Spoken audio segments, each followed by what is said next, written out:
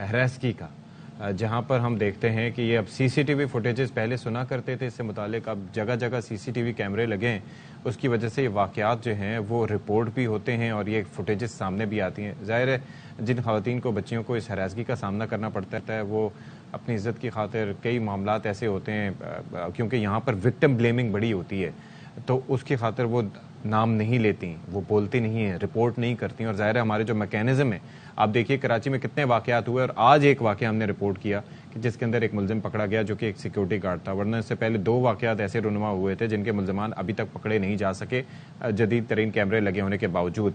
अच्छा, फिर दूसरा ये है कि ये सिर्फ कराची की हद तक महदूद नहीं है, कराची हो, लाहौर हो, इस्लामाबाद हो, हर जगह ये वाक़यात रुनुमा हो रहे हैं और फिर ये होता ये है कि मुलजमान पकड़े नहीं जा सकते। अच्छा जी, अब ऐसा क्यों हो रहा है? क्या ऐसे नफ्सियाती मामलात हैं जिनकी वजह से ऐसा हो रहा है? हमारे साथ गुफ्तगू के लिए मौजूद हैं माहिर नफ्सियात डॉक्टर सना हुसैन साहिबा। Thank you so much for being with us. ये मुझे बताइएगा कि क्या ये अचानक ही ये सर्ज देखने में आ रहा है या अब वाक़यात due to the footages report ज़्यादा हो रहे हैं या पता ज़्यादा चल रहा है या ऐसा होता आ रहा है, या अब अगर बढ़ गया ये सिलसिला तो उसकी वजह आपको क्या दिखाई देती है? देखिए, सबसे पहले तो अब तो हमारे पास ज़्यादा अवेयरनेस हो गई है और आपने जैसे बताया सीसीटीवी फुटेज की वजह से ज़्यादा नज़र आ रहा है, जिसकी वजह से जो है वो लोग जो है इसको रिकग्नाइज कर सकते हैं और पहचान सकते हैं कि ये हो रहा है। ये पहले भी होता चला आ रहा था लेकिन उस वक्त रिपोर्ट नहीं होते थे।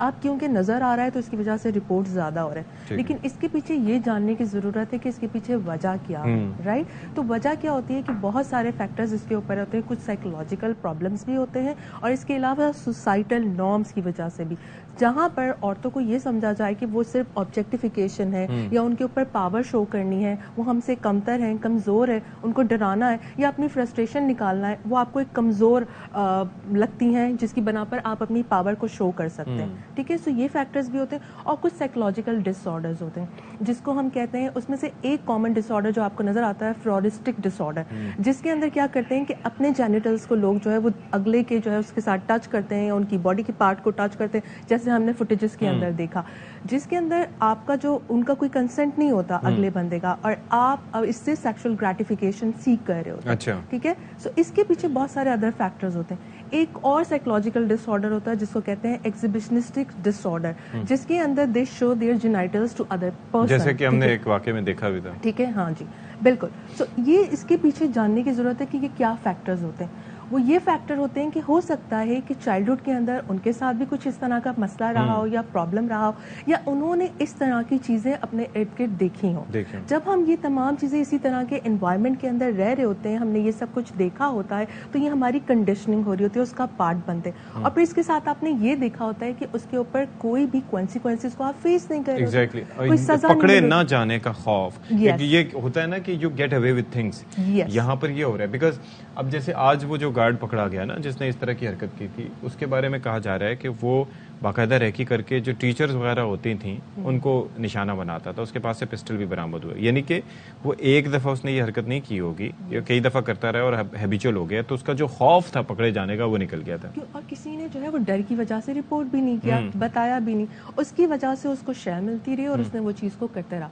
लेकिन जैसे ही लोगों का डर, जो विक्टिम थे उनका डर खत्म हुआ या किसी एक ने रिपोर्ट किया होगा, उसके बाद जो है उसके कॉन्सिक्वेंसेस जो है उसको भुगतने पड़े, तो और लोगों को उससे मैसेज मिल सकता है। अच्छा, मुझे दूसरी एक और चीज़ बताएं कि हमारी सोसाइटी और हमारा मजहब इस हवाले से बड़ी क्लैरिटी के साथ चीज़ें देता है कि जी बिला ज़रूरत किसी को देखो भी नहीं, और अगर आपका हाथ किसी के साथ टच कर जाए उसके बारे में भी गैर महरम के हवाले से काफ़ी चीज़ें बताई गई हैं, क्लैरिटी से बताई गई हैं। उसके बावजूद लोग इस तरह की हरकतों में मुलव्वस पाए जाते हैं कि चलो इस दुनिया में तो पकड़े जाने का खौफ नहीं है, लेकिन एक ज़ात, एक हस्ती ऐसी है जो हमें हर वक्त देख रही है, we are under the watch. वो डर क्यों हमारे अंदर से निकल गया है? आपने जैसे बात की कि हमारे रिलीजन के अंदर भी ये टीचिंग्स हैं, सब कुछ है, लेकिन हमारे यहाँ पे टीचिंग्स देता कौन है? लोग उन टीचिंग्स को एक्वायर कर रहे हैं, हासिल कर रहे हैं, नहीं कर रहे। आपकी तरबियत आपके घर से शुरू हो रही होती है, ठीक है। सो अगर घर वालों को भी इसके बारे में नहीं पता या वो सही तरीके से उसको जो है टीच नहीं कर पा रहे, वो चीज़ों को प्रोवाइड उस तरह की प्रॉपर एजुकेशन और गाइडेंस नहीं करे। हमारे यहाँ पे तो मोरल प्रिंसिपल्स और एथिकल प्रिंसिपल्स को भी बहुत ज़्यादा वायलेट किया जाता है। यहाँ पर इसके लिए ज़रूरी, अगर इस मसले को रोकथाम करनी है, इसको प्रॉब्लम को ख़त्म करना है, तो उसके लिए ज़रूरी है कि प्रॉपर एजुकेशन हो। लेकिन आपने देखा है कि बहुत बार जो डिफरेंट जो ज़्यादा हाईली क्वालिफाइड लोग हैं वो भी बहुत सारी चीज़ों के अंदर मुलविस होते हैं। यहाँ पर वो तमाम फैक्टर्स हैं, उनको आइडेंटिफाई करना है कि कैसे, अगर किसी के साथ कोई मसला चल रहा है, अगर किसी के साथ साइकोलॉजिकल प्रॉब्लम्स है, जैसे हमने ये केस देखा जिसके अंदर ये पकड़ा गया, पकड़ने के बाद यहाँ पर पुलिस की भी जिम्मेदारी है या हमारे लॉ एंड ऑर्डर की भी जिम्मेदारी है कि वो उनको साइकोलॉजिकल असेसमेंट के लिए भेजे। कहीं ऐसा तो नहीं कि उनके साथ कुछ नफ्सियाती मसाइल हैं जिसकी वजह से वो बार बार इस चीज़ को रिपीट करें, इस बिहेवियर को रिपीट करें। कोई ग्रेटिफिकेशन, कोई इस तरह से सुकून कुछ मिलता होगा तो करते होंगे ना। और फिर लेकिन मुझे एक बात बताएं कि यहाँ पर जिन इलाकों से, यहाँ पर मुझे कराची की मिसाल ले लूं, कितने साइकोलॉजिस्ट पूरे शहर में होंगे? मेरे ख्याल में लेस देन 100 परहैप्स। अब तो साइकोलॉजी का जो है वो स्कोप बढ़ता जा रहा है, बट स्टिल मतलब ये है। और दूसरा, लोगों की एक्सेस में, यानी कि जो अफोर्डेबिलिटी है वो कितनी है लोगों की, क्या वो इतने सेशंस अफोर्ड कर सकते हैं? एक तो ये चीज, जो बेसिक तरबियत है जो घर में होनी चाहिए इससे मुताल्लिक, जो माँ बाप अपने बच्चों की कर सकते हैं कम उम्री से, क्योंकि यहीं से बेस बनती है, उसके अंदर क्या चीजें मलहूज़े खातिर रखी जाए, वो जरा बयान फरमा। देखिए, उसके अंदर सबसे पहले तो हम गुड टच और बैड टच की बात करते हैं, ठीक है। हम लड़कियों के ऊपर तो बहुत ज्यादा फोकस करते हैं कि बेटा किसी के सामने ऐसे ना बैठो, किसी के साथ ऐसे बात ना करो, ऐसे ना करो, लेकिन लड़कों के ऊपर फोकस नहीं किया जाता। माँ बाप हमारी सोसाइटी के अंदर लड़कों को खुला छोड़ देते हैं और उनको जो है इस चीज की अवेयरनेस नहीं देते कि भाई अगले की भी इज्जत है, अगले को भी जो है ना किस तरीके से ट्रीट करना है, किसी की बेटी के साथ कैसे बात करनी है। देन फिर जब शादी के मामलात होते हैं उसके अच्छा, शादी के मामला तो बाद में, लेकिन जब एडोलेसेंट आवर आपके अंदर बॉडीली चेंजेस आ रही होती है, उन तमाम चेंजेस को भी एड्रेस हमारे यहाँ पे पेरेंट्स नहीं करते, कहते हैं शर्म, टैबू बना देते हैं, ठीक है। और ना ही सेक्स एजुकेशन प्रोवाइड की जाती है। सेक्स एजुकेशन का मतलब ये नहीं कि आप बस बिल्कुल ही ओपनली हो गए इस तरह से बात की।